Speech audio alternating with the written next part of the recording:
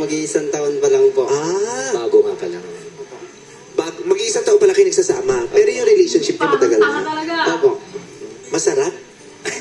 Masarap magmahal pag nasa tama. Ganon, Kati. Nasa tama. Namumula ka. Kaya natin icing ang mukha mo mula sa pat. In love siya. Trabaho ko. Ano? Baka nanonood yung mga katrabaho ko. Bakit? Jowa rin ba siya nakatrabaho mo? Asa rin daw siya. Asa rin. Oo, aasa rin. Baka naman nanonood yung girlfriend mo, batiin. Batiin mo naman. Nandyan po siya. Asan yun? Tayo ka, tayo ka, tayo ka. Asaan? Janine. Ayun yun. Ayun yung nakabila. Ayun. Ang liit din.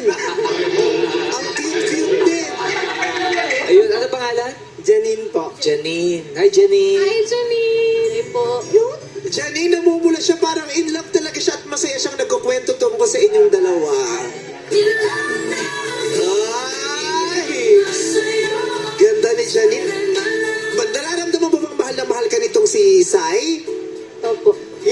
Ba't di ka masaya? Ano ba to? Mixed marriage ba to? Labat ba to sa kalooban? Nahihiya siya. Love mo din si Sai? Opo.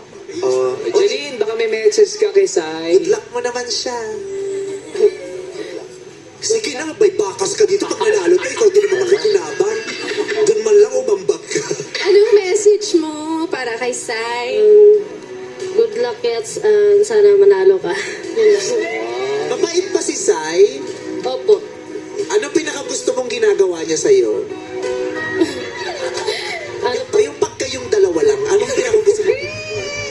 Hindi kasi di ba, pinakamasarap yun yung pagkakaunawaan niya. Alone time niyo. Yes. Anong pinakagusto mong Mahilig po siyang magluto, tsaka ano po.